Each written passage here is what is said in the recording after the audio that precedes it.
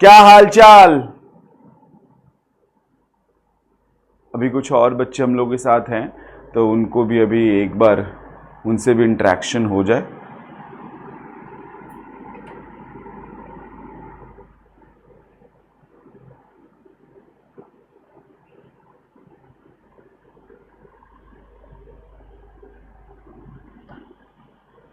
अच्छा चलिए, सब लोग जो होंगे लाइन पे तो, लेकिन हाँ आज हम लोग अपना very first chapter of class 11th that is some basic concept of chemistry को स्टार्ट करने वाले।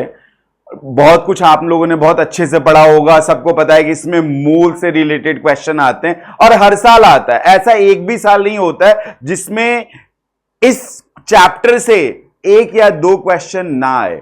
मिनिमम एक क्वेश्चन तो ही, कभी कभी दो भी आ जाते, कभी तीन भी आ जाते। हाँ, लेकिन इस चैप्टर का यूज बहुत ज्यादा होता है। हर एक फिजिकल जो केमिस्ट्री का जो चैप्टर जो होता है वो इससे रिलेटेड होता है some basic concept of chemistry से। तो अपने लिए ये चैप्टर तो बहुत इंपॉर्टेंट है और बहुत ही बेसिक बेसिक चीजें जानना होता है। वो अगर आपको आ रहा होता है तो बहुत ही इजीली हम लोग इस चैप्टर को कवर अप कर सकते हैं। बात आ रही बात। मुझे बस आप लोग का ये सपोर्ट चाहिए कि जो भी कुछ आपको आता है वो फटाफट आप मुझे बताएं, और जब भी हम क्वेश्चन जब प्रैक्टिस करें तो उसमें भी आप एक्यूरेट होकर के बहुत ही टाइमली मैनेजमेंट करके मतलब फास्ट आंसर देना है। ये नहीं कि इस पे टाइम ज्यादा से ज्यादा लगाना, क्योंकि हमें टाइम मैनेजमेंट पे भी फोकस करना है कि सारे के सारे क्वेश्चन अटेम्प्ट भी करने हैं उस गिवन टाइम पीरियड में। तो ठीक है, तो कुछ स्ट्रैटेजी अपनाते हुए जो हम लोग जो पढ़ने वाले इस चैप्टर को, तो वो सारे स्ट्रैटेजी को देख लेते हैं कि क्या क्या हमें इस चैप्टर के लिए स्ट्रैटेजी अपनानी है और क्या क्या हम लोग पढ़ने वाले हैं और आप लोगों को किन किन बातों का ध्यान रखना है।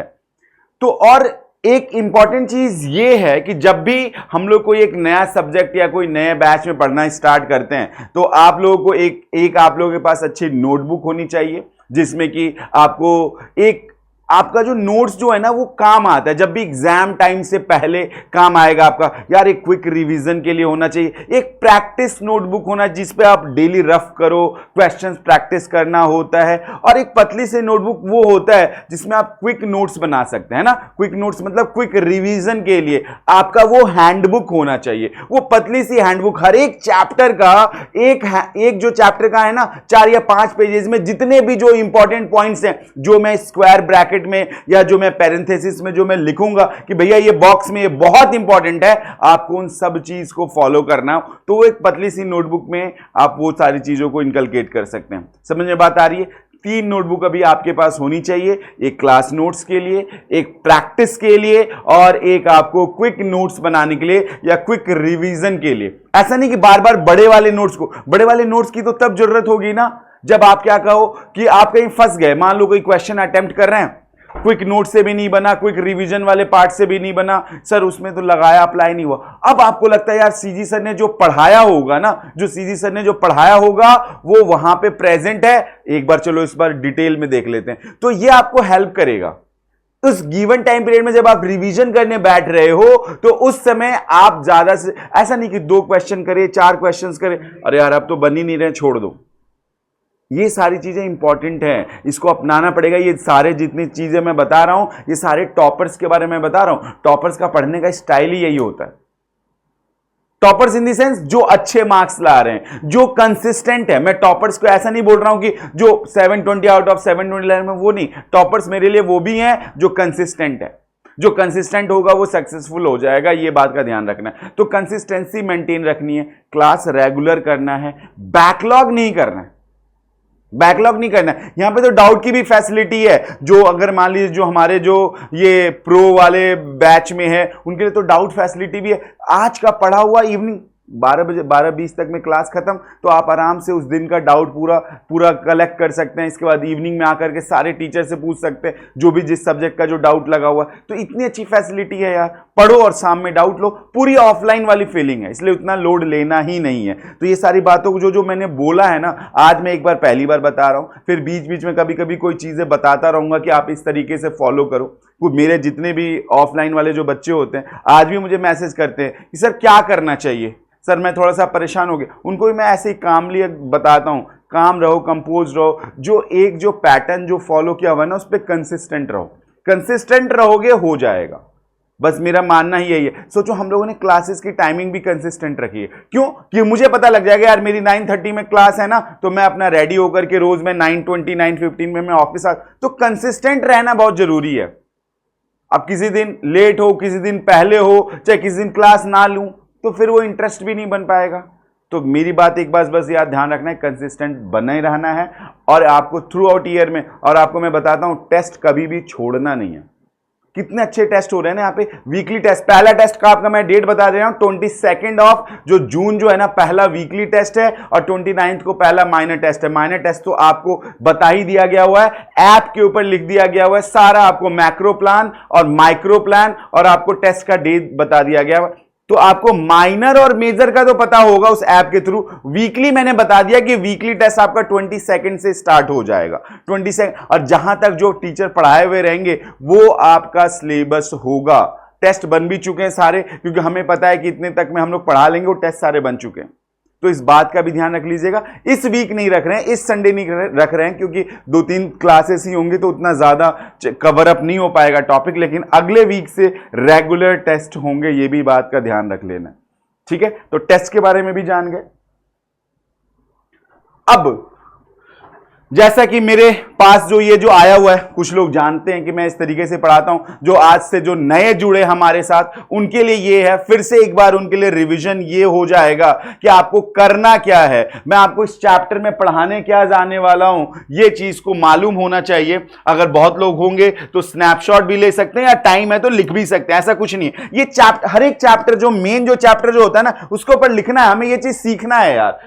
Understand the importance of chemistry, ये हम लोग इस चैप्टर में पढ़ने वाले हैं, और बेसिक्स ऑफ केमिस्ट्री जानेंगे। पहले एटम्स, मॉलिक्यूल्स और आयंस पता नहीं होगा ना क्या होता है, नहीं हो पाएगा ये चैप्टर। एटम्स, मॉलिक्यूल्स और आयंस भी जानना बहुत जरूरी है। ठीक है, देन दूसरा, जितने जो लॉज ऑफ जो कॉम्बिनेशन है केमिस्ट्री में, लॉज आएंगे, हर चैप्टर में लॉ आएगा, कहीं ना कहीं आएगा। इक्विलिब्रियम में लॉ आएगा, आपका इस चैप्टर में लॉ आना है, और आपका इलेक्ट्रोकेमिस्ट्री पढ़ोगे तो वहां लॉ आना, लॉज आएंगे, तो उस लॉज को हमें अप्लाई करने आना चाहिए, यूज करने आना चाहिए। नेक्स्ट, ये जो टर्म्स है, जो डर लगता था ना, मोल, एटॉमिक मास, मोलर मास, भैया इसी का तो खेल है इस चैप्टर में, इसी का खेल है। यू कब होगा, जी कब होगा, यही तो पता नहीं चल पाता है। यही बच्चे साल भर घूमते रहते हैं, सर मोल ही क्लियर नहीं है, बस सीजी से पढ़ लो, मोल तो क्लियर करूंगा मैं। इस बात का ध्यान रखना है। Next, stoichiometry, empirical and molecular formula. Stoichiometry ये केमिकल काइनेटिक्स में भी यूज होगा, ये इलेक्ट्रोकेमिस्ट्री में भी यूज होगा, सॉल्यूशन में भी यूज होगा, हर जगह स्टोशियोमेट्री आएगा भैया। तो मतलब ये चैप्टर बैकबोन है केमिस्ट्री का, ये बात का ध्यान रखना है। स्टोशियोमेट्री और साथ के साथ इंपेरिकल एंड मॉलिक्यूलर फॉर्मूला तो हम लोग 9 से पढ़ते आ रहे हैं ना, उन सारे चीजों से मैं बताऊंगा इंपेरिकल और मॉलिक्यूलर फॉर्मूला क्या होता है। नेक्स्ट वन इज, इसमें एक और जो सबसे ज्यादा प्रोमिनेंट जो पार्ट जो है, जिससे क्वेश्चन जो आता है, दैट इज लिमिट। ये आप सारे डॉट से बना लो कि सर ये चीज आपने जो बोला है, आपने ये पढ़ा दिया, अब ये मेरा टॉपिक बहुत अच्छे से क्लियर हो गया। ये चेक पॉइंट आपको लगाना है। ये सारे जो मैंने गोले लगाए ना, ये सारे बनाओ, आप अपने नोटबुक के पहले पेज पे लिखो। अच्छा, सर ने बोला था स्टोशियोमेट्री, अरे यार मुझे समझ में आ गया, सारे क्वेश्चन बनने लग गए। लिमिटिंग रीजन, सर सारे बनने लग गए। मोल पे सारे क्वेश्चन बन, ये आपको टॉपिक ऐसे ढूंढ करके, परसेंटेज यील्ड, सर इस पे भी क्वेश्चन बनने लग गए आपको। अब ये परसेंटेज यील्ड नया है, कभी सुना नहीं होगा, चाहे 2-4 क्वेश्चन के होंगे, मैं जम करके क्वेश्चन कराऊंगा परसेंटेज यील्ड पे। परसेंटेज यील्ड बहुत, अब कुछ नया हो रहा है ना एग्जाम में, तो नया चीजें सीखने पड़ेगा, तो ये परसेंटेज यील्ड को भी हम लोग देखेंगे। तो ये सारा कुछ हम लोग इस चैप्टर में कवर अप करने वाले हैं, पहली चीज। दूसरी चीज, जब ये चैप्टर कंप्लीट हो जाएगा तो आपको ये सारा चीज अब अप्लाई करने आ जाना चाहिए। मोल फाइंड आउट करने आना चाहिए, लॉस कहां पे, कौन से लॉस के बारे में बात हो रही है वो पता होना चाहिए। आपको लिमिटिंग रिएजेंट फाइंड आउट करने आना चाहिए। आपको कितना अमाउंट ऑफ प्रोडक्ट बन रहा है, कितना रिएक्टेंट चाहिए, ये पता होना चाहिए। तो आपको by the end of this chapter आपको इन सारे सवालों का जवाब आ जाना चाहिए। यह ध्यान रखना है। क्या आप इन सारे सवालों का जवाब दे पा रहे हैं, तो मतलब आपने चैप्टर अच्छे से पढ़ा, ये आप सीख चुके हैं, आप इस चैप्टर के एंड में सीख चुके हैं। इस बात का ध्यान रखना है। ठीक है सर, ये भी पॉइंट मुझे क्लियर है। अब अब आप देखो ये चेक पॉइंट आपके लिए, जो मैंने अभी जो बताया था ना कि लर्निंग चेक पॉइंट, ये चेक पॉइंट आपके लिए जो अभी मैं बता रहा था, लिखो टिक मार्क करो, लिखो टिक मार्क करो। हां भाई सर ने 20 क्वेश्चन कराए, 30 क्वेश्चन मैंने प्रैक्टिस किए, यूं खत्म, कोई गोला नहीं लगा। ये चेक पॉइंट देखना पड़ेगा आपको। क्या मैं अब मोल लगा पा रही हूं, मास और वॉल्यूम को रिलेट करके भी इंपेरिकल मॉलिक्यूलर फॉर्मूला समझ में आ गया, लिमिटिंग रिएजेंट परसेंटेज के क्वेश्चन लगा पा रहे हैं, क्या केमिकल कॉम्बिनेशन समझ में आया नहीं आया, क्या हम लोग उसे अप्लाई कर पा रहे हैं नहीं कर पा रहे क्वेश्चंस में। अगर आपने इतना सारा कुछ सीख लिया तो ये आपका चैप्टर कंप्लीट हो गया। ये इतना बताने का मकसद ये था क्योंकि फर्स्ट डे हम लोग आपको सारा कुछ, क्या पढ़ोगे, क्या मैं पढ़ाने वाला हूं, क्या आप सीखोगे, क्या आपको अप्लाई करने, क्या क्या चीजें आपको नोट डाउन करना है, वो सारा चीज मैंने आपको बता दिया। उस बात का ध्यान रखना है, उस बात का ध्यान रखना है, वो सारा कुछ मैंने यहां पे लिखा हुआ है। अब नेक्स्ट वन इज, अब आज का जो प्लान है ना, जो हम लोग जो पढ़ने वाले हैं, आज का प्लान, हर दिन का प्लान है आपका, आज से प्लान बन जाना चाहिए। आज से आपका प्लान ये रहेगा कि जो आज का प्लान है वो है कि सबसे पहले भाई जो केमिस्ट्री आप जो पढ़ा रहे हो, वो केमिस्ट्री होता क्या है, वो केमिस्ट्री क्या होता है, आज हम लोग ये जान रहे हैं केमिस्ट्री क्या है। ये चीज भी हर दिन का प्लान होगा, उसी प्लान के आगे हम लोग बात करेंगे। एक प्लान होगा और एक रिवीजन पार्ट होगा। जो पहले जो पढ़ाया हुआ था उसको कोरिलेट करेंगे, उसको हम लोग लाएंगे अपने आज के लेक्चर में विद इन 2-3 मिनट 4 मिनट। एक ये भी तो क्विक रिकॉल भी तो होना चाहिए यार, सर ने हाँ आपने वहां छोड़ा था, अब रिकॉल हो गया, अब आज का पढ़ाना शुरू करो आप, तो ये भी चीज का ध्यान रखना है। तो हमें आज तो पढ़ना है केमिस्ट्री। आज हम लोग पढ़ने वाले हैं केमिस्ट्री में एक वर्ड आएगा मैटर, उस मैटर को पढ़ने वाले।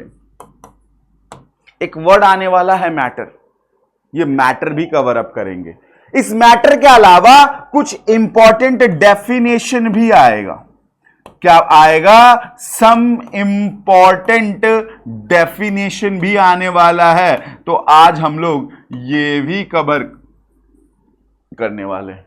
और साथ के साथ जो डेली के जो क्वेश्चंस जो होंगे, डेली क्वेश्चंस जो मैं लेकर के आऊंगा आपके लिए भर भर के, आज हम लोग ये सारे पार्ट्स को करने वाले हैं, from basic to advance, from basic to advance. Done, okay, चलिए। तो इन सारे बातों का ध्यान रखना है आपको कि कैसे क्या क्या करना है, और आज हम लोग क्या पढ़ने वाले। आज अपने लिए कोई रिवीजन है नहीं क्योंकि आज हम लोग फर्स्ट डे पे हैं, सभी लोग आज फर्स्ट डे मेरे से पढ़ रहे हैं, तो इसलिए आज रिवीजन का पार्ट नहीं है, लेकिन कल से रिवीजन पार्ट अपना स्टार्ट हो जाएगा। डन। तो सबसे पहले आज वेलकम करते हैं कि आज हम लोग को ये केमिस्ट्री क्या है उस बात को आज से फोकस करना है कि भैया ये केमिस्ट्री होता क्या है। सबके अलग अलग डेफिनेशंस होते हैं, सबके अलग अलग पॉइंट्स होते हैं, बताने का तरीका अलग अलग होता है, क्योंकि सब लोग यही तो पढ़ते हैं, सर रिएक्शन जहां पे आ गया केमिस्ट्री यही होता है, सर रिएक्टेंट प्रोडक्ट जो हो गया वही केमिस्ट्री होता है। नहीं, ऐसा कुछ नहीं है। अभी तो रिएक्शंस भी हम लोग नहीं प्रॉपर्ली बता पाएंगे। केमिकल रिएक्शंस क्या होता है मैं वो भी बताऊंगा आज, केमिकल रिएक्शन क्या होता है। जो केमिस्ट्री जो होता है ना, बेसिकली ये 3C की पढ़ाई होती है। केमिस्ट्री क्या होता है, 3C की पढ़ाई होती है। तो पहला C भैया क्या है, पहला C है कॉम्पोजिशन ऑफ मैटर। मैटर क्या चीज का बना हुआ है, वो है आपका केमिस्ट्री का फर्स्ट C, कॉम्पोजिशन। इंपॉर्टेंट है, एनसीईआरटी में लिखा हुआ है, इसके ऊपर बातचीत की गई हुई है, जब आप पढ़ोगे एनसीईआरटी तो ये पॉइंट आएगा भी। दूसरा क्या है, चेंजेस इन मैटर। मैटर में किस तरीके के चेंजेस हो रहे हैं। चेंजेस दो तरह के होते हैं। अब यहां पे मैं एक चीज मैं लिख दे रहा हूं, मैटर में दो ही तरह के चेंज हो सकते हैं। एक हो सकता है टेम्पररी चेंज हो, थोड़ी देर के लिए विजिबल हो, वो चेंज क्या हो, थोड़ी देर के लिए विजिबल हो, फिर अपने ओरिजिनल स्टेट में आ जाएगा। जैसे आपने कोई मैंने रबड़ ले लिया, इस रबड़ को मैंने स्ट्रेच कर दिया, हाँ चेंज आ गया, पहले लेंथ छोटा था अब लेंथ बड़ा बन गया, चेंज आ गया। जैसे ही मैं छोड़ दूंगा, मैंने जितने फोर्स के साथ खींचा था उतने फोर्स के साथ मैंने छोड़ दिया, रिलीज कर दिया, अपने ओरिजिनल स्टेट में चला गया। कोई तो ये चेंज कैसा है? टेम्पररी है। केमिस्ट्री में टेम्पररी चेंज को हम लोग फिजिकल चेंज बोलते हैं। भैया इस बात का ध्यान रखना है, चेंज दो तरह का होता है, एक टेम्पररी होता है और एक चेंज जो होता है, एक चेंज परमानेंट होता है। एक चेंज कैसा होता है? चेंज मैटर में दो ही तरह के होंगे, चाहे टेम्पररी होगा चाहे परमानेंट होगा। जो परमानेंट होगा ना, ऐसे चेंजेस को हम लोग केमिकल चेंज बोलते हैं। ऐसे चेंज को हम लोग क्या बोलते हैं? Chemical change. ठीक है, बात आ रही, बात समझ? केमिकल चेंज जैसे कर्डलिंग ऑफ मिल्क की बात कर लो यार, दूध लिया, उसमें कर्ड 1 टीस्पून डाल दिया, वो मिल्क से कर्ड में कन्वर्ट हो गया, अब दोबारा कर्ड से मिल्क में नहीं बनेगा, परमानेंटली कन्वर्ट हो गया, चेंज हो गया परमानेंटली। तो वो चेंज कैसा है? परमानेंट है।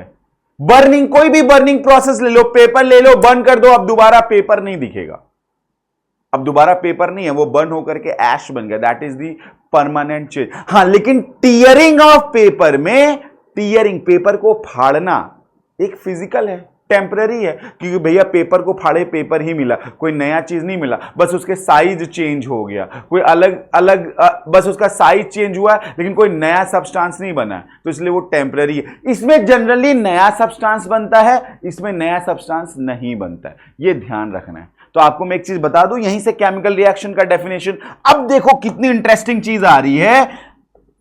अब ये 10th में मैं पढ़ाता हूं तो मैं बताता हूं, ये चीज नहीं बता पाते केमिकल रिएक्शन की डेफिनेशन, वो आप लोग को भी अब नया लगेगा।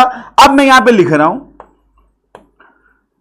Process of chemical change, process of chemical change. ये केमिकल चेंज हो कैसे रहा, ये परमानेंट चेंज हो कैसे रहा? Process of chemical change in which new substance with new chemical composition, with what? New chemical composition formed, नए सब्सटेंस का बनना, नए सब्सटेंस का बनना किस वजह से? प्रोसेस ऑफ केमिकल चेंज की वजह से। इसी को हम लोग बोलते हैं, is known as chemical reaction. भैया अब भूलना मत कभी, अब कोई पूछे ना तो केमिकल रिएक्शन का कोई और दूसरा डेफिनेशन नहीं बताना है, अब ये बताना है, process of chemical change in which new substance with new chemical composition formed is known as chemical reactions।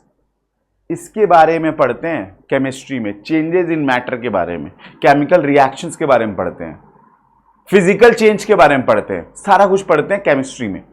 किसका? लेकिन मैटर का। अब ये जो केमिकल एंड फिजिकल प्रॉपर्टीज जो है ना, ये भी पढ़ते हैं मैटर का। पूरी ऑर्गेनिक केमिस्ट्री में यही पढ़ते हो, फिजिकल प्रॉपर्टीज, केमिकल प्रॉपर्टीज, किसी भी सब्सटेंस का, एनिलीन का, डाइजोनियम का, नाइट्रो कंपाउंड्स का, साइनो कंपाउंड्स का, अल्कोहल्स का, ईथर्स का, कार्बोक्सिलिक एसिड का, सबका पढ़ते हो। इनऑर्गेनिक केमिस्ट्री में भी पढ़ते हैं कि भैया पी ब्लॉक में 13th ब्लॉक का क्या है, केमिकल रिएक्टिविटी कैसा होता है, फिजिकल प्रॉपर्टीज पढ़ते हैं हम लोग। यही सारा कुछ तो पढ़ रहे होते हैं, chemical and physical properties of element पढ़ रहे होते हैं। इस बात का भी ध्यान रखना है। तो केमिस्ट्री में बेसिकली ये तीन जो सी जो है ना, इसकी ही पढ़ाई होती है। We study about only these 3 C, that is composition of matter, changes in matter, and the last one is chemical and physical properties of matter. Hello, good morning, good morning. Who is new girl? Okay, done. ये अभी join की है?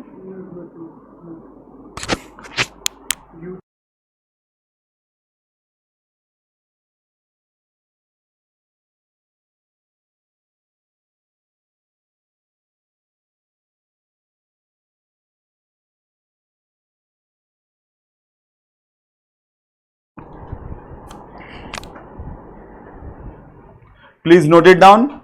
उसके बाद हम लोग फिर आगे बढ़ते हैं।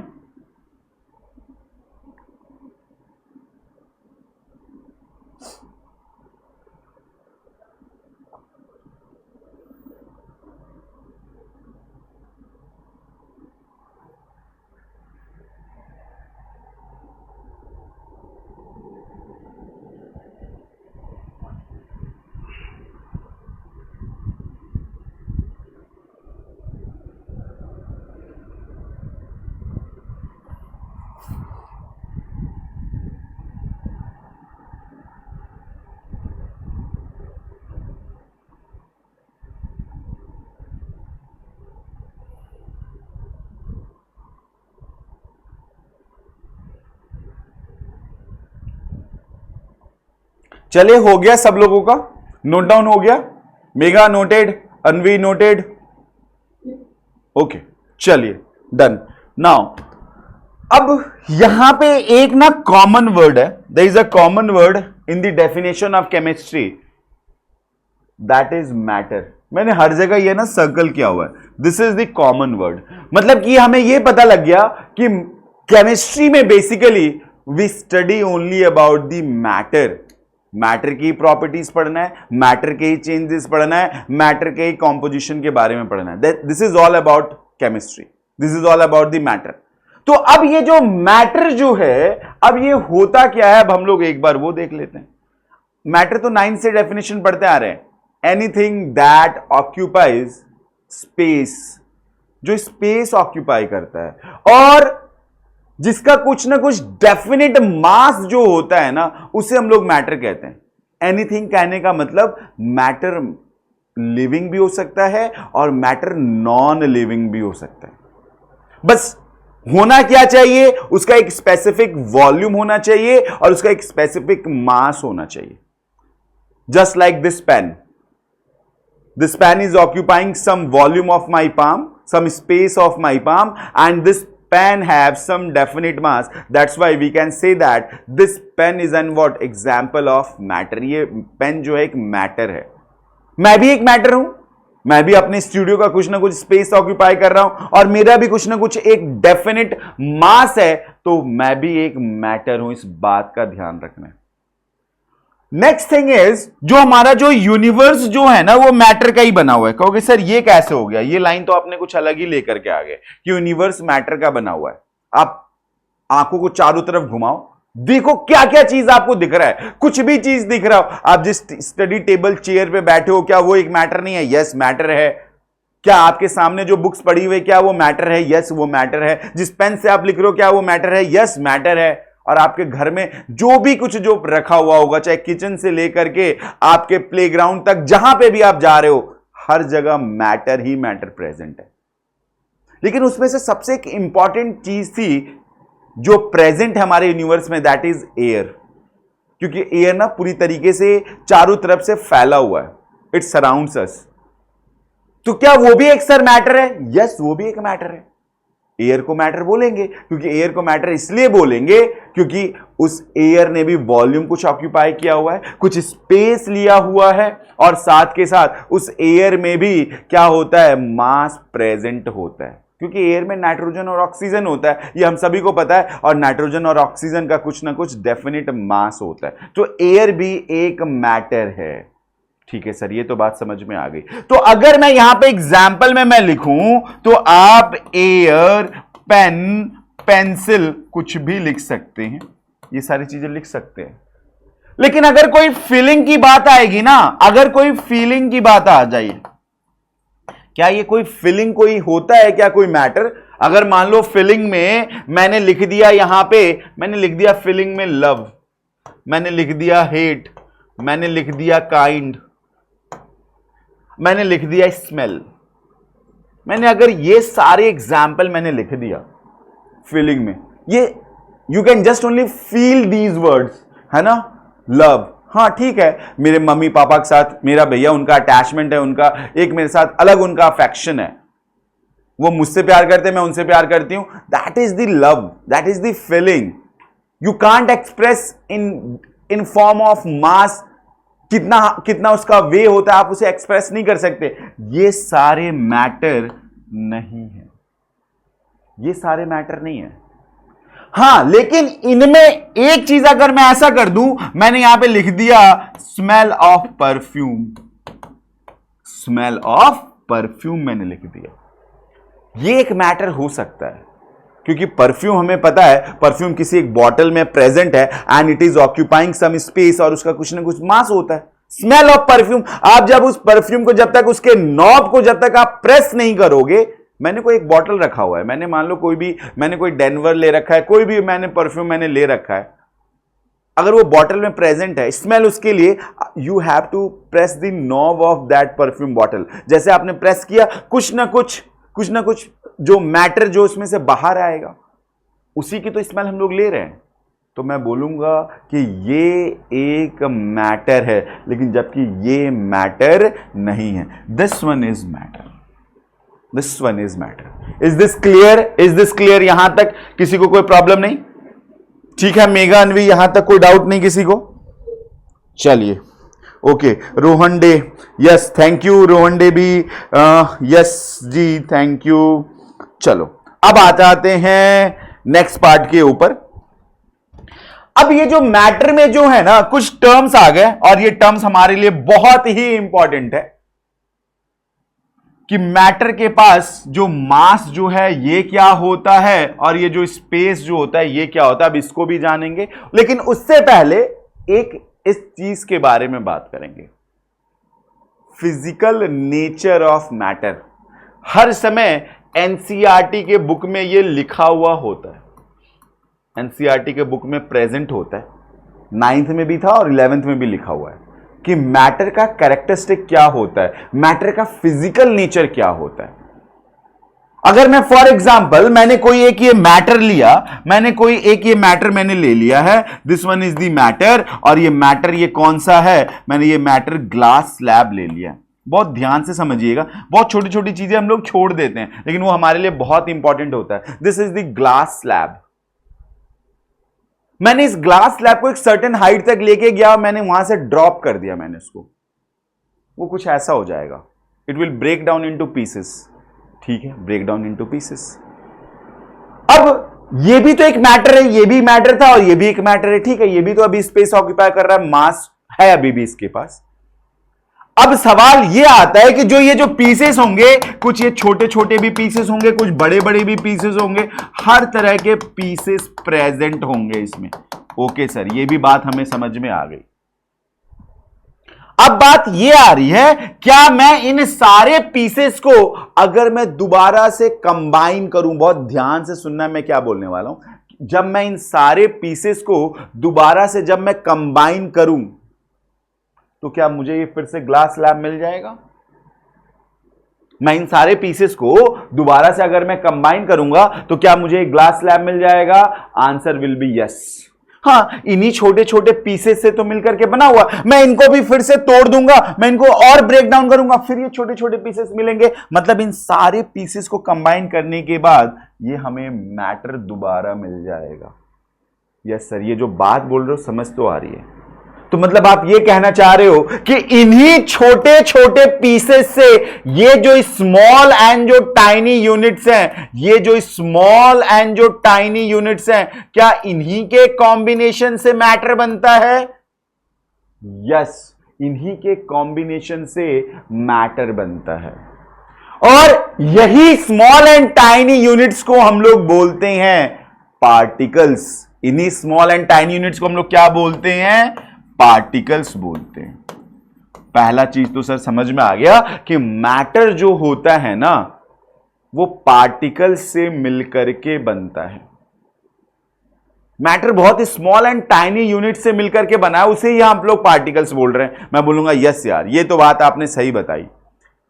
दूसरी चीज, क्या सर मैटर कॉन्टिन्यूअस होता है या नॉन कॉन्टिन्यूअस होता है? पहले मैटर इतना बड़ा था, मैंने इसको तोड़ दिया, छोटे छोटे पीसेस में हो गया, पार्टिकल नेचर में आ गया। मेरी लेंथ अभी 5 फीट 8 इंच है, मुझे कट कर दो बहुत छोटे छोटे पीसेस में, मेरी भी कॉन्टिन्यूटी मेंटेन नहीं रहेगी। ये पेन है, ये भी पेन 20 सेंटीमीटर का है, इसको भी छोटे छोटे पीसेस में कट कर देते हैं, इसकी भी कॉन्टिन्यूटी मेंटेन नहीं रहेगी। मतलब मैटर कॉन्टिन्यूअस नहीं होता, मैटर नॉन कॉन्टिन्यूअस होता है। Matter is not continuous but matter is what, non continuous. Matter की कॉन्टिन्यूटी मेंटेन नहीं रहती है। तो अगर दो फिजिकल नेचर की बात करेंगे मैटर का, तो पहला तो ये लिखेंगे कि सर मैटर जो होता है ना वो नॉन कॉन्टिन्यूअस होता है, बहुत ही इंपॉर्टेंट। दूसरे फीचर की अगर हम लोग बात करेंगे, दूसरे फीचर की बात करेंगे कि जो मैटर जो होता है ना बहुत ही small and tiny units, particle से मिलकर के बना हुआ होता है। और मैं ये भी चीज लिख दूंगा कि ये जो इससे मैं लिखूंगा कि मैटर जो होता है, matter is particulate in nature. Matter क्या होता है, पर्टिकुलेट इन नेचर होता है। और ये जो जितने जो पार्टिकल्स हैं ये एटम्स, मॉलिक्यूल्स या क्या होंगे, आयंस होंगे। जितने भी मैटर के जो पार्टिकल्स हैं, चाहे वो एटम्स होंगे या मॉलिक्यूल्स होंगे या आयंस होंगे, इस बात का ध्यान रखना है। क्लियर है रोहन? क्लियर है आपको? Rohan, is this clear to you?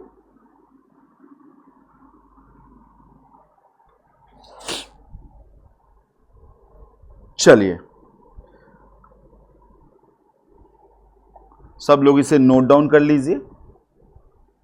और ये था physical nature of matter. Matter के ये दो कैरेक्टरिस्टिक्स होते हैं कि भैया मैटर जो होता है ना कॉन्टिन्यूअस होता है और नॉन कॉन्टिन्यूअस होता है, और मैटर पर्टिकुलेट होता है। मैटर क्या होता है? पर्टिकुलेट होता है।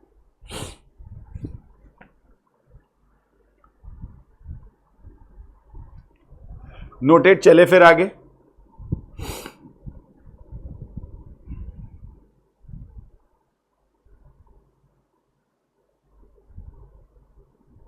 चलो नाउ नेक्स्ट, अब हम लोग कुछ डेफिनेशन पे आ जाते हैं जो कि हमें कन्वर्ट करने में ज्यादा, वो एक जो होता है ना पूरे केमिस्ट्री में ये जो कन्वर्जन पार्ट चलेगा एक यूनिट से दूसरे यूनिट में, तो वो चीजों के लिए हमें ये काम आने वाला है।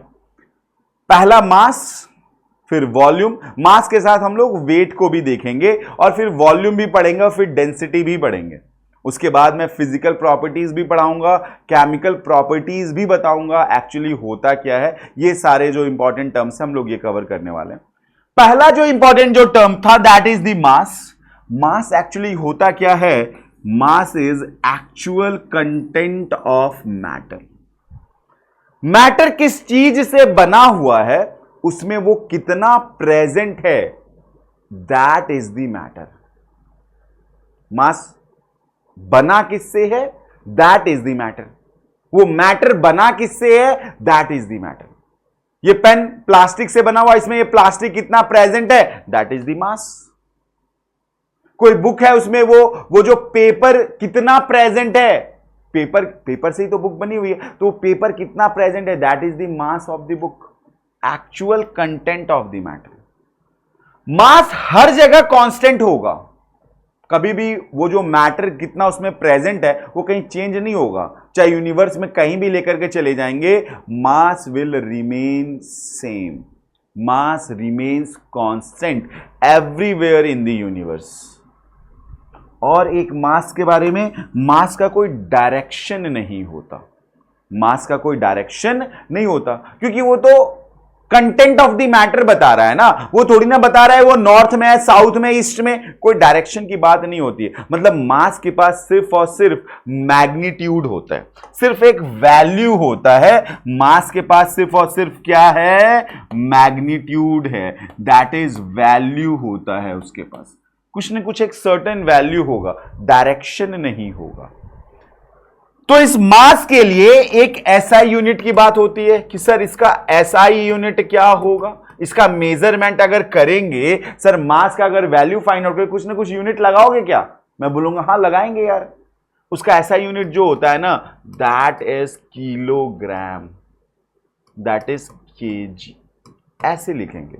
मास का जो एसआई यूनिट जो होता है दैट इज किलोग्राम। अब किलोग्राम को फर्दर जब हम लोग जब करते हैं, मान लीजिए मैंने 1 किलोग्राम बराबर किसी ने पूछ लिया कितना ग्राम होता है, दैट इज 1000 ग्राम। इस बात का ध्यान रखना है कि अब ये 1000 ग्राम होता है। इस 1000 को आप ऐसे भी लिख सकते हो, इस 1000 को आप ऐसे भी लिख सकते हो 10⁻³ ग्राम। ये अब कन्वर्जन मैथ्स को थोड़ा सा और डेप्थ में लेकर के जाने के लिए ये सारे नोटेशन आने चाहिए, सारे लिखने का तरीका आना चाहिए। 10⁻³ ग्राम होता है, दैट इज द 1 किलोग्राम। ठीक है, एक आता है 1 मिलीग्राम आएगा, 1 माइक्रोग्राम आएगा। 1 मिलीग्राम कितना होगा और 1 माइक्रोग्राम कितना होगा, फटाफट बताना है। मिलीग्राम किसको बोलते हैं, फटाफट बताइए मिलीग्राम को। कोई वैल्यूज बताओ, मेघा बताइए, अनवी बताइए कि मिलीग्राम कितना होता है, फटाफट बताइए। रोहन बताइए कितना होता है। बहुत ही बढ़िया। जब भी मिली की बात होगी ना तो मिली लिखोगे 10⁻³ ग्राम, दैट इज द मिली। मिली का मतलब 10⁻³ ग्राम। और माइक्रो जब भी आए, इसको माइक्रो बोलेंगे तो माइक्रो होता है 10⁻⁻6 ग्राम। ये माइक्रो और मिली का तरीका था, मेरे ख्याल से सबको क्लियर होगा। माइक्रो और मिली, मैग्नीट्यूड होता है, डायरेक्शन नहीं। और कुछ ये तरीके मैंने लिख दिए जो कि आगे कभी यूज होगा, तो mg का मतलब ये और माइक्रो का मतलब ये होता है। चलिए नाउ नेक्स्ट वन, एक होता है वेट। अब वेट क्या है?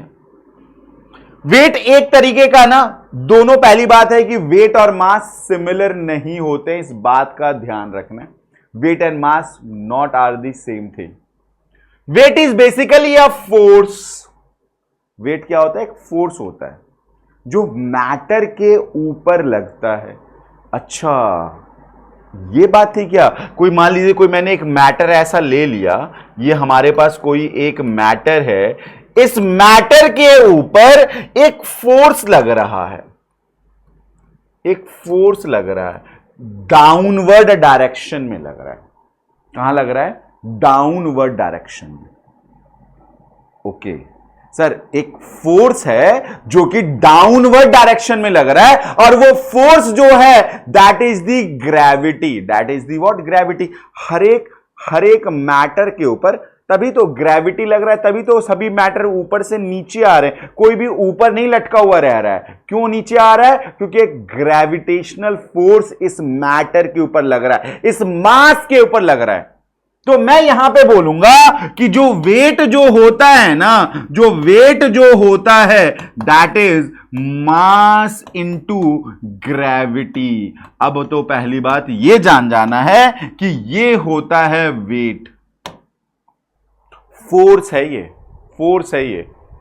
कहां एक्ट करता है? डाउनवर्ड डायरेक्शन में। मतलब इट हैव डायरेक्शन कहने का मतलब, इट हैव डायरेक्शन कहने का मतलब ये जो एक्ट करता है ये डाउनवर्ड डायरेक्शन में एक्ट करता है। ओके सर, ये भी चीज समझ में आ गया। और एक चीज कि भैया ये कांस्टेंट नहीं होता है हर जगह। It is not constant everywhere. Sir it is not constant everywhere कहने का मतलब, मैं इसी मैटर को मैं बोलूं कि मास दुनिया के किसी भी कोने में, यूनिवर्स के किसी भी कोने में मास क्या रहेगा? आप बोलोगे सर रिमेन्स सेम, जितना है। अगर ये 50 ग्राम का है तो दुनिया में या यूनिवर्स में कहीं लेके चले जाओ 50 ग्राम होगा। मैं पूछूंगा वेट का क्या होगा? सर वेट इसका वेरी करेगा, हर प्लेस टू प्लेस इसका वेरी करेगा। क्यों वेरी कर रहा है? क्योंकि जो जी का जो वैल्यू जो है ना, जो ग्रेविटी का जो वैल्यू जो है वो सिमिलर नहीं है हर जगह। The value of g varies. जब वैल्यू ऑफ जी वेरी करेगा तो भैया वेट का वैल्यू भी कांस्टेंट नहीं रहेगा।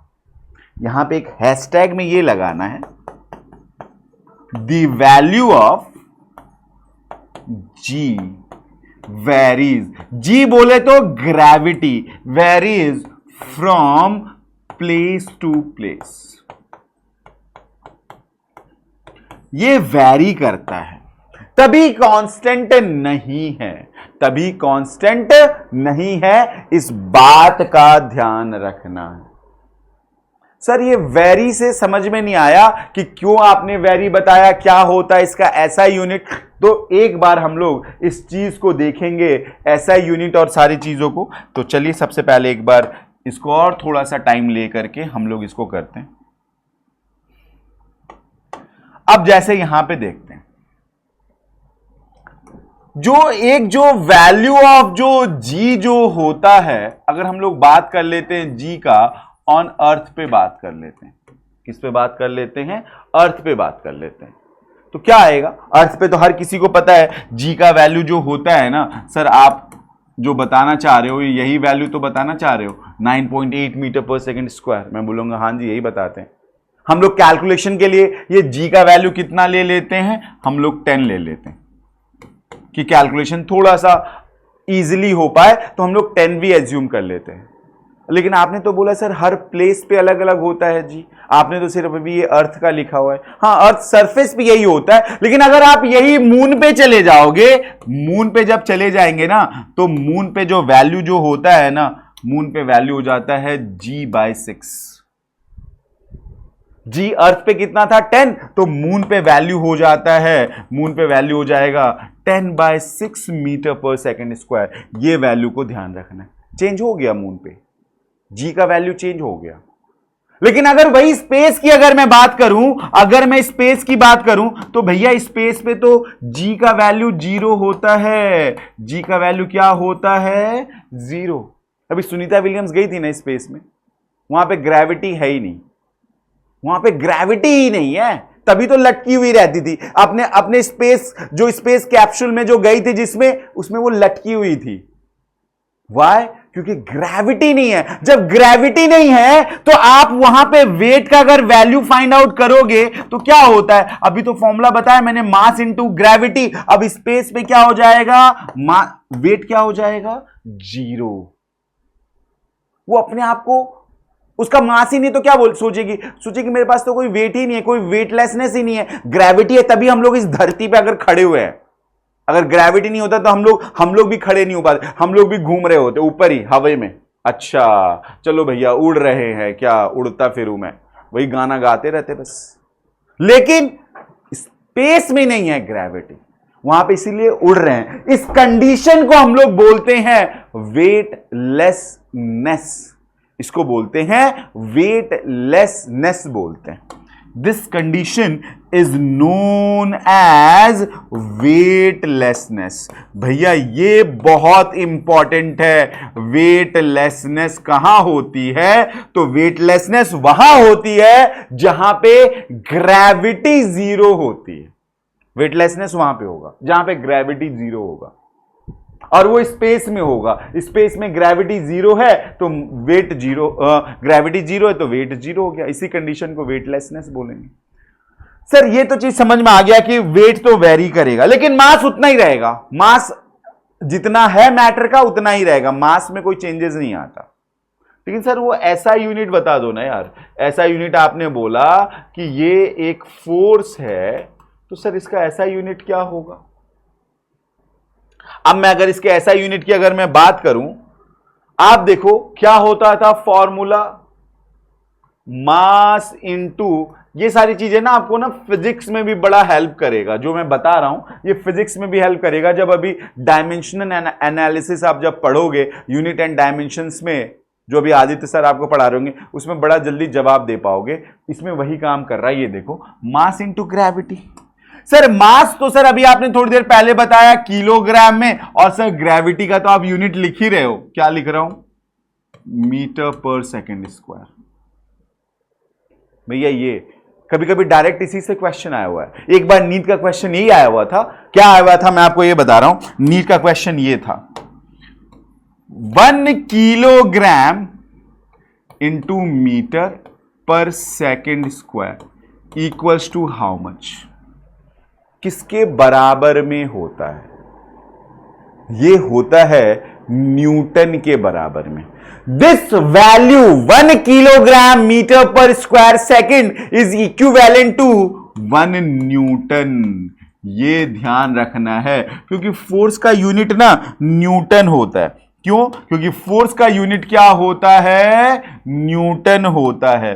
तो आप इसको न्यूटन के साथ भी रिलेट कर सकते हैं। ये बात का ध्यान रखिए। ऐसा यूनिट इसका ये प्रेजेंट है। ठीक है सर, और क्या आएगा इसमें? एक आपने ऐसा यूनिट बता दिया, एक आपने इसका वैल्यू हर जगह वेरी कर रहा है वो बता दिया, और आपने इसका इक्विवेलेंट किसके बराबर में होता है ये चीज हमने जान लिया। और एक ये डाउनवर्ड डायरेक्शन में एक्ट कर रहा है, इसके पास डायरेक्शन और मैग्नीट्यूड दोनों होता है। मैं ये भी तो पॉइंट लिख सकता हूं कि इसके पास डायरेक्शन भी है सर, इसके पास डायरेक्शन भी है और इसके पास मैग्नीट्यूड भी है। दोनों चीजें हैं इसमें दोनों चीजें प्रेजेंट है। तो अगर हम लोग डिफरेंशिएट करेंगे तो कुछ इस वे में डिफरेंशिएट कर देंगे। ये टेबल हेल्प कर देगा आपको ये फाइंड आउट करने में कि भैया मास क्या है। Mass is the quantity of matter whereas weight is a force. Mass क्या होता है? क्वांटिटी ऑफ मैटर होता है, और वेट क्या होता है? फोर्स। इसके पास डायरेक्शन नहीं है तो ये स्केलर है, इसके पास दोनों चीजें हैं तो ये एक वेक्टर क्वांटिटी होता है। एक वेक्टर है तो एक स्केलर है। एक कांस्टेंट है सब जगह पे तो एक वेरिएबल है, चेंज होता रहेगा। और एक का यूनिट अगर केजी है तो एक का यूनिट न्यूटन है। ये 4 डिफरेंसेस मास एंड वेट के लिए काफी है, आपको समझ में आ जाएगा। रोहन डे, क्या बात है, रोहन ने जवाब दिया था। सॉरी रोहन, मैंने अभी देखा नहीं आपका। अब चैट बॉक्स मेरी स्क्रीन पे आ जाएगा कल से, अभी मुझे अपने फोन से देखना पड़ रहा है। एंड थैंक यू, आपने सही लिखा था 10⁻³ एंड 10⁻⁻6। वो आंसर था, बिल्कुल सही था, बिल्कुल सही था। चलिए नाउ अब हम लोग इस मास एंड वेट के बाद नेक्स्ट टर्म पे आने वाले हैं, दैट इज वॉल्यूम।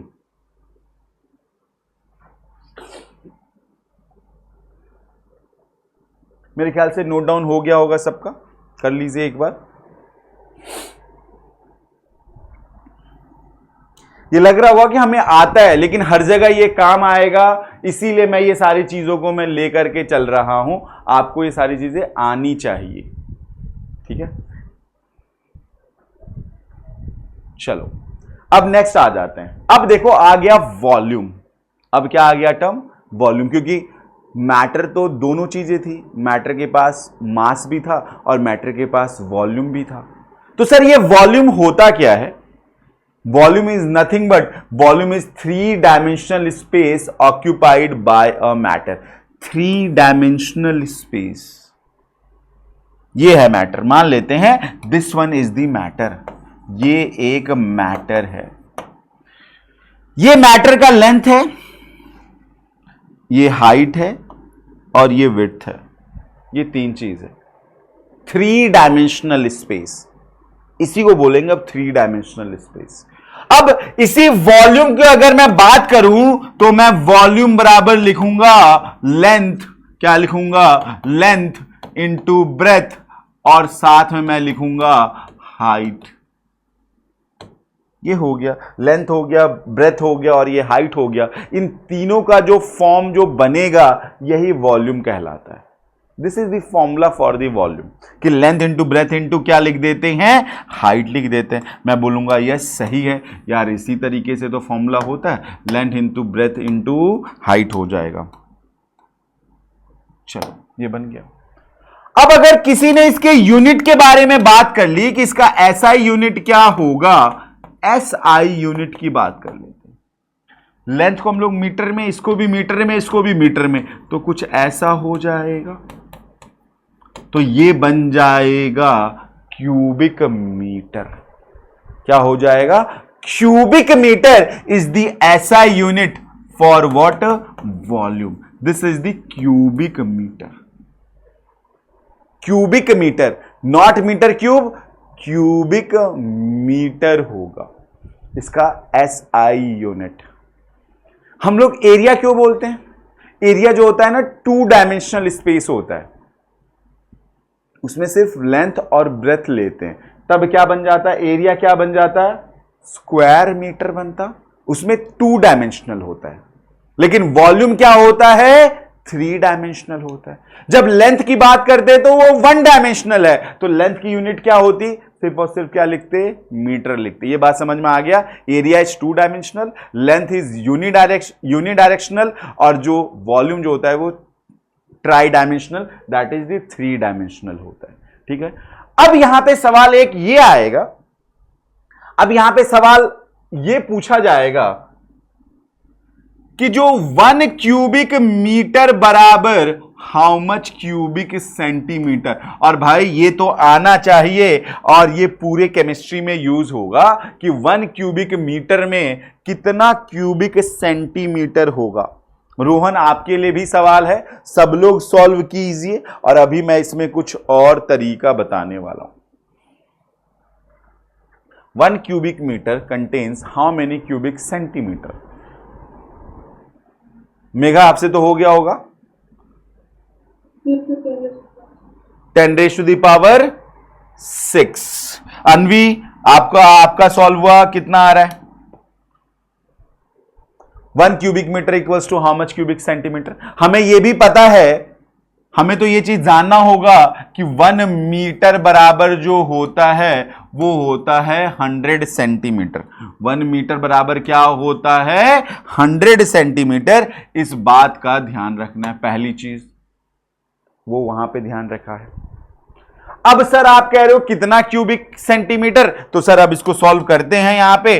अब आप देखो मैं क्या कर रहा हूं, मैं इस क्यूबिक मीटर को मैं ऐसे m into N m into M मैं लिख सकता हूं। हां जी सर लिख लो, इक्वल्स टू 1 मीटर में कितने सेंटीमीटर होते हैं? 1 मीटर में होता है 100 सेंटीमीटर। तो मैं इसको अब कन्वर्ट करके लिख रहा हूं 100 centimetre into 100 centimetre into 100 centimetre. कुछ मैंने कोई रॉकेट साइंस मैंने नहीं लगाया, मीटर को 100 सेंटीमीटर में लिखा, इस मीटर को 100 सेंटीमीटर में लिखा, इस मीटर को 100 सेंटीमीटर में लिख दिया। तो ये जो पार्ट जो बन गया 10⁻⁶ क्यूबिक सेंटीमीटर। तो पहले का तो आंसर आ गया, क्योंकि ये 10⁻2 है, ये 2 है, ये 2 है, तो अगर मैं सॉल्व करूंगा तो 10⁻6 आ जाएगा। इस बात का ध्यान रखें, ये 10⁻6 आ जाएगा। ठीक है सर, ये भी पॉइंट हमें अब क्लियर हो रहा है। अब जो दूसरी चीज मुझे जो बताना था, another unit for volume is litre. ये सबसे ज्यादा यूज होता है। हम लोग जो वॉल्यूम को जो है ना एक और फॉर्म में मेजर करते हैं, that is in the form of litre. Litre को मैंने ऐसे लिख दिया, एल से मैं लिखूंगा। किससे मैं लिखूंगा? एल से। ये लीटर में भी वॉल्यूम को मेजर करते हैं। ठीक है सर। और तब आप इसमें क्या बताओगे? और क्या बताएंगे? और तो बहुत सारा चीज आपको पता है ही कि 1 लीटर बराबर क्या होता है? 1000 मिलीलीटर। ये तो सबको पता है, ये पढ़ ही लिया है। लेकिन अब जो है वो सबसे ज्यादा कंफ्यूजिंग और सबसे ज्यादा मोस्ट वाइडली यूज्ड, ये अब हम लोग ये कन्वर्जन करने वाले हैं कि जो 1 लीटर बराबर जो होता है ना, 1 लीटर बराबर 1 क्यूबिक डेसीमीटर भी होता है। भाई भूलना नहीं है, पहली इंपॉर्टेंट चीज, 1 लीटर बराबर हम लोग इसे भी यूज करेंगे 1 क्यूबिक डेसीमीटर। ठीक है, कोई बात नहीं, आपने बता दिया, अब ध्यान रख लेंगे। ठीक है, रख लेना, आपके लिए भी काम आएगा। अब एक चीज और बता रहा हूं कि जो 1 मिलीलीटर जो होता है ना वो 1 क्यूबिक सेंटीमीटर के बराबर होता है। और जो सबसे ज्यादा ध्यान रखना है वो यही रखना है, पूरे केमिस्ट्री में यही आएगा, मोल कंसेप्ट में भी यही आएगा कि 1 मिलीलीटर में 1 क्यूबिक सेंटीमीटर होता है। और आपको केमिस्ट्री में पता है कैसे दिया जाएगा? ऐसे दिया जाएगा 1 सीसी। बायो में भी आता है भैया, वो कहते हैं ना ब्लड कितना पंप कर रहा है, सब यही आता है, सीसी के फॉर्म में दिया जाता है क्वेश्चन। बायो में भी काम आएगा, जब बायो वाली मैम बताएंगे कितना मिलीलीटर 2280 ml लिखते हैं तो ml के जगह सीसी लिख देगा, तो सीसी होता है। सीसी का मतलब वहां पे कुछ और नहीं समझ लेना है, कोई सिलेंडर नहीं है ये, सीसी का मतलब क्यूबिक सेंटीमीटर है, वो आपको ये ध्यान रखना है। और क्यूबिक सेंटीमीटर मिलीलीटर होता है, और मिलीलीटर को अगर किसी ने लीटर में पूछ लिया तो आपको उसको 1000 से डिवाइड कर दोगे तो लीटर में आ, ये इंटर कन्वर्जन है, इस बात का ध्यान रखना है। तो मतलब मैं यहां से एक पॉइंट और मैं लिखूंगा कि जो 1 लीटर बराबर जो होता है ना वो 1000 क्यूबिक सेंटीमीटर होता है, ये मैंने यहां से कन्वर्ट करके लिख दिया। इस बात का ध्यान रखना है। और अभी मैं 2-4 क्वेश्चन में दूंगा, फिर सबको पता करना होगा। एक बार लिखिए इसको। रोहन क्लियर है एकदम, हर चीज समझ में आ रही है बात?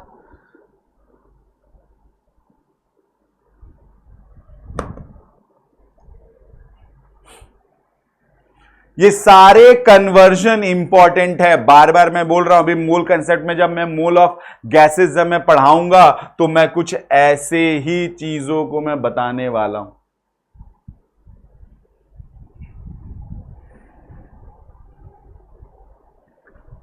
बढ़े फिर आगे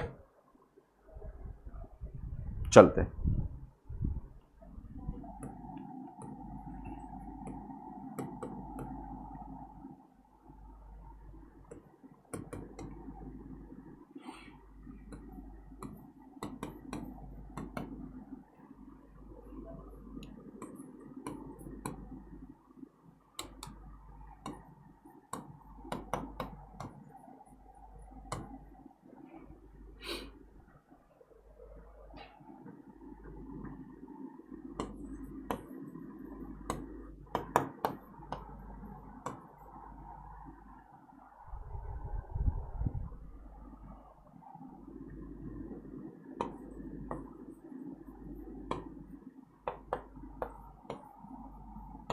ये 4 क्वेश्चन सभी लोग फटाफट बताओ क्या होगा।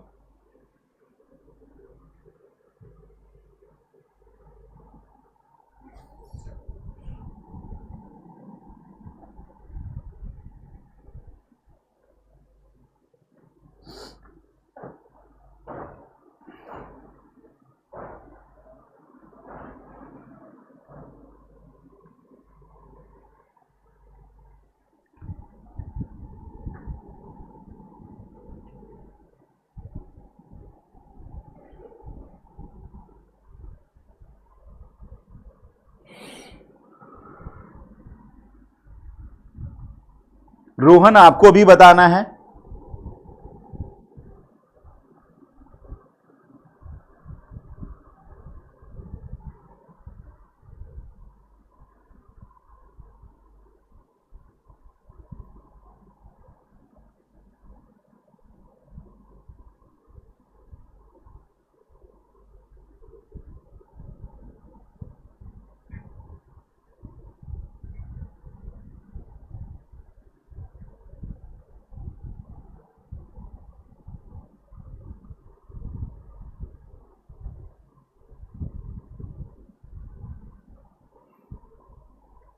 किनका हो गया? फर्स्ट वन किन्हीं का हो गया क्या कि 1 क्यूबिक सेंटीमीटर में कितना लीटर होगा? Anvi, any reply from your side? कोई इसका क्या जवाब होगा? बहुत ही शानदार, well done, very good. 10⁻³ Megha यही आया आपका कुछ? 10⁻³ ठीक है, चलो। सेकेंड वन कौन कर रहा है? 1 cubic meter equals to how much cubic decimeter? How much cubic decimeter? Second one.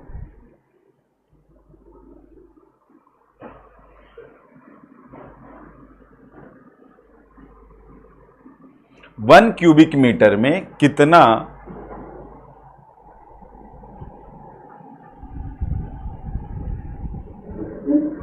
10⁻³ 10⁻³ अनवी आपका यही आ रहा है? वेल डन, ये भी सही है, ये भी सही है। Now next.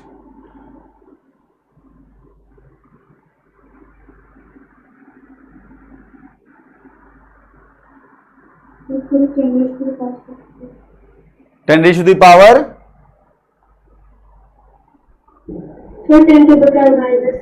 yes -6 10 raised to the power what -6 well done now next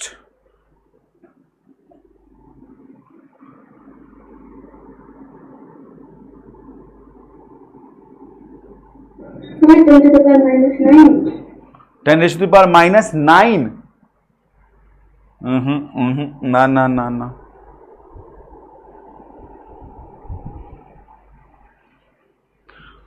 1 cubic decimeter equals to how much cubic centimeter?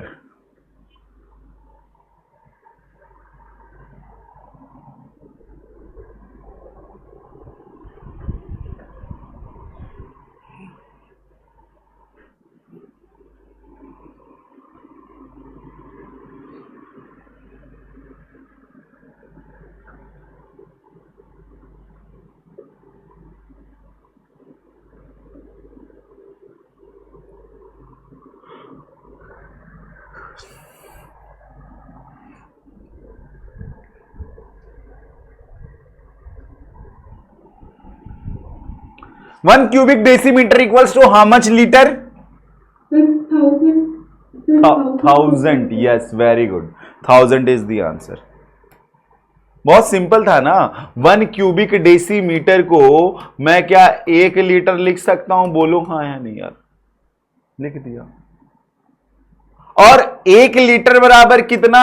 1000 ml और 1000 ml मीन्स 1000 क्यूबिक सेंटीमीटर। बस खत्म कहानी, हो गया 10⁻³ ठीक है, डन, क्लियर है। मैं ये भी तो लिख सकता हूं। अब ये ध्यान रखना कि 1 dm 1 decimetre equals to 10 centimetre, ये आपको अब ध्यान रखना है। अब सॉल्व हो जाएगा, इसके बेसिस पे भी हो जाता।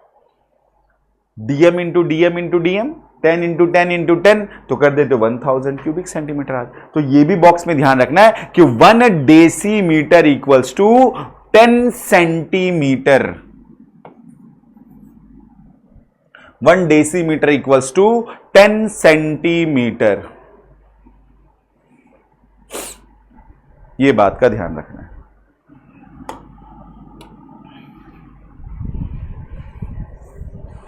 अब 2-3 कन्वर्जन इसमें मैं एक मीटर वाले पे जब बात करने आए हो तो मैं ये बता देता हूं, सेंटीमीटर बता ही दिया था। एक आता है 1 मिलीमीटर, 1 मिलीमीटर बराबर 10⁻⁻³ मीटर। 1 माइक्रोमीटर बराबर 10⁻⁻6 मीटर, ये भी ध्यान रखना है।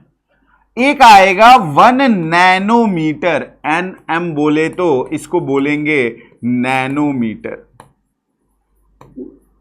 ये बराबर होता है 10⁻⁻9 मीटर। ये कन्वर्जन हर जगह यूज होगा, इसलिए अभी मैं पूरा लिस्ट बनवा दे रहा हूं। और एक होता है 1 एंगस्ट्रॉम, इसको मैं बोलता हूं एंगस्ट्रॉम, मैं बोलूंगा, और ये बराबर होगा 10⁻⁻10 मीटर के, ये भी ध्यान रखना है। और एक आएगा 1 पिकोमीटर बराबर होगा 10⁻⁻12 मीटर, इसको मैं बोलूंगा पिकोमीटर। इतना तक तो ये आपको लिस्ट पता होना चाहिए। 15 को बोलते हैं फेम्टो, लेकिन चलो आप कोई बात नहीं, आप इतने पे आपका सारा कुछ हो जाना है। और यहां पे आएगा 1 डेसीमीटर बराबर 10 मीटर। 1 किलोमीटर बराबर होता है 1000 मीटर। ये भी चीज हमें पता है, किलोमीटर बराबर 1000 मीटर। फिर आ जाएगा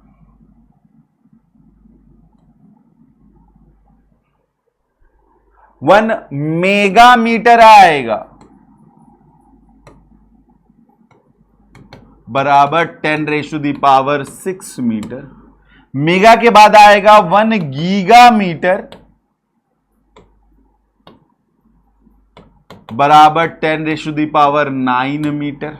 और 1 गीगा के बाद आ जाएगा टेरा मीटर। ये इतना वर्ड को आपको पहचान के रखना है, 10⁻12 मीटर। ये सारा चीज ध्यान रखना है। Giga, mega and tera. Mega is 10⁻⁶, giga is 10⁹ और टेरा इज 10⁻12। ये आपको फ्लो चार्ट, ये आपको चार्ट माइंड में घुस जाना चाहिए।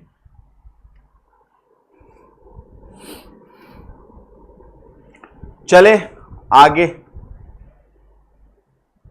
नोट डाउन कर लीजिए फ्लो चार्ट पूरा। किलो को 10⁻³ भी लिख सकते हैं।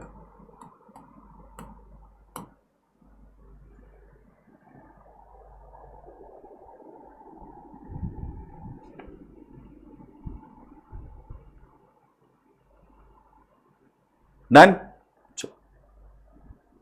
एक ना मैं कुछ क्वेश्चन भी लाया हूं मैं आप लोगों के लिए, वो विद इन 1 मिनट आपसे सारा क्वेश्चन हो जाएगा, लेकिन पहले एक बार इसको देख लेते हैं।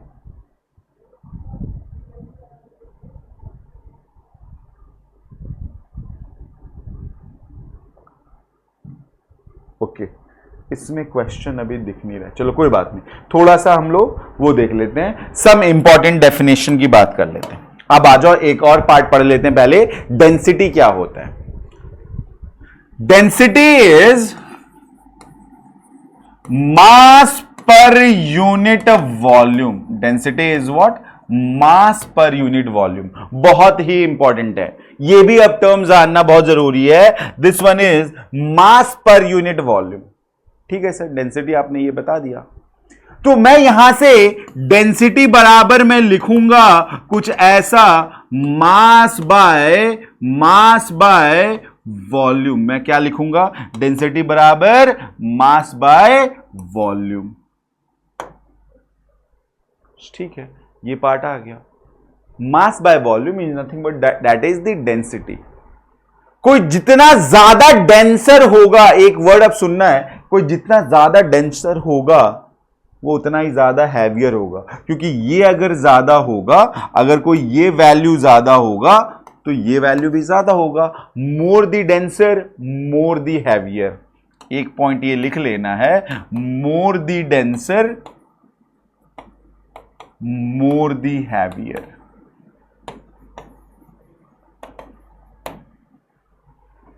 ठीक है जी। तो सर अब क्या इसका एसआई यूनिट क्या होगा? एक सवाल मैंने ऐसा ही बनाया था, इसका एसआई यूनिट क्या होगा? फटाफट बता दो, एसआई यूनिट क्या होगा? मास को किस में मेजर करते हैं? किलोग्राम में। और वॉल्यूम का भी थोड़ी देर पहले बताया, क्यूबिक मीटर। तो SI unit will be kilogram per cubic metre. Very very important, kilogram per cubic metre will be the SI unit. ठीक है सर, ये भी पॉइंट समझ में आ गया। अब समझने के लिए मैंने यहां पे दो मैटर ले लिया, matter A and matter B. दो मैटर है, एक मैटर ए है और एक मैटर बी है। और मुझे यह पता तो लग गया है कि matter is particulate in nature. Matter जो होता है वो पार्टिकल से मिलकर के बनता है, और पार्टिकल कुछ भी हो सकता है, एटम्स, मॉलिक्यूल्स या आयंस। अब मैं क्या कर रहा हूं कि ये जो पार्टिकल्स जो होंगे ना, ये जो पार्टिकल्स होंगे, मैंने इससे पार्टिकल्स बनाया हुआ है। मैं हमेशा पार्टिकल्स को स्फेरिकल फॉर्म में मैं दिखाऊंगा। ये पार्टिकल्स है, ये ध्यान रखना। पार्टिकल्स जब भी बात करूंगा ऐसे में बोलूंगा। इन दोनों मैटर का जो वॉल्यूम जो है ना, इसका भी वॉल्यूम V है, इसका भी वॉल्यूम क्या है, V है। दोनों मैटर का वॉल्यूम V है। और ये सारे क्या हैं, पार्टिकल्स हैं। This one is the particles and this one is also particles. ठीक है सर, ये दोनों तो चीज समझ में आ गया। जब वॉल्यूम सेम है, इसमें नंबर ऑफ पार्टिकल्स ज्यादा, इसमें सॉरी कम, और इसमें नंबर ऑफ पार्टिकल्स ज्यादा है, जितना ज्यादा पार्टिकल मास भी उतना ही ज्यादा, जितना ज्यादा पार्टिकल्स मास भी उतना ज्यादा होगा। जब मास ज्यादा होगा तो डेंसिटी भी क्या होगा, ज्यादा होगा। अगर इन दोनों में से किसी ने पूछ लिया किसमें डेंसिटी ज्यादा है, तो answer will be B. B have more density than A। तो मैं यहां पे डेंसिटी के लिए मैं ये लिख दूंगा कि जो यहां जो डेंसिटी जो है ना, B का A से ज्यादा है। इस बात का ध्यान रखना है। तो डेंसिटी टर्म भी अपने लिए बहुत इंपॉर्टेंट है। Density is kilogram per cubic metre, ऐसा यूनिट होता है, और जितना ज्यादा पार्टिकल्स होगा डेंसिटी भी उतना ही ज्यादा होगा।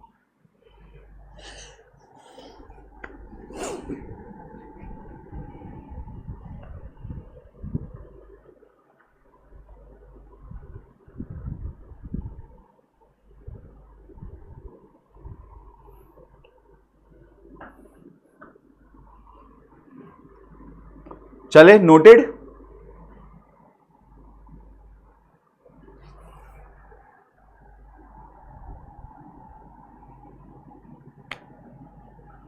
कल हम लोग टेम्परेचर स्केल भी स्टार्ट करेंगे, और जो सिग्निफिकेंट फिगर्स और जो कैलकुलेशन का जो पार्ट होता है साइंटिफिक नोटेशन में कैसे करेंगे वो सारी चीज। और कल से हम लोग एटॉमिक पार्ट पे भी आ जाएंगे कि एटॉमिक मास क्या होता है, एटम क्या होता है, उसके रिप्रेजेंटेशन कैसे करते हैं। कल हम लोग थोड़े से बेसिक्स ऑफ केमिस्ट्री में हम लोग एंटर कर जाएंगे। तो आज तो मैं यहीं पे रख रहा हूं, ये जो सारे जो टर्म्स जो हैं, एक टर्म्स इसके बाद जो आएगा वो बहुत इंपॉर्टेंट ये था कि फिजिकल प्रॉपर्टीज किसको बोलेंगे, केमिकल प्रॉपर्टीज किसको बोलेंगे, इसको भी हम लोग कवर अप करेंगे। लेकिन आज जो पढ़ाया गया हुआ है प्लीज उसको आपको रिवाइज करके आना है।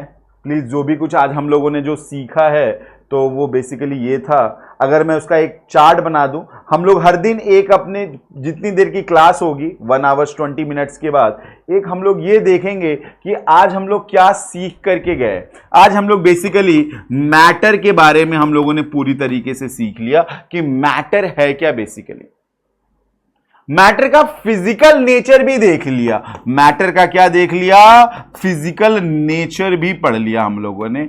और अगर मैं बात करूं और आपने क्या सीखा, कुछ टर्म्स हम लोगों ने सीख लिया, that is mass, volume, weight और डेंसिटी। ये सारा कुछ हम लोगों ने आज कवर अप कर लिया। तो ये एक टेक अवे जब हमें पता चल जाएगा कि हम लोगों ने क्या क्या पढ़ लिया है, तो अब इसके ऊपर बेसिकली करना क्या है, एक बार एनसीईआरटी ओपन करना है, एक बार एनसीईआरटी बुक खोलना है, और उसमें जो भी थ्योरेटिकल जो पार्ट्स जो दिया हुआ है आप वो सारा पढ़ लोगे। पहले 1 या 2 पेज ही है, मैं आपको ज्यादा होमवर्क आज दे भी नहीं रहा हूं। आज आप एनसीईआरटी ओपन करो, जहां तक मास वॉल्यूम जहां तक पढ़ाया गया हुआ है, मैटर को बारे में जो बताया गया है, उन सारी चीजों को यहां पे देख लीजिएगा। ठीक है, तो आज इतने ही रखते हैं। कल हम लोग classification of matter, physical properties, chemical properties, इन सारे चीजों के साथ कल हम लोग मिलने वाले हैं फिर। ठीक है, till then bye bye and take care. Thank you.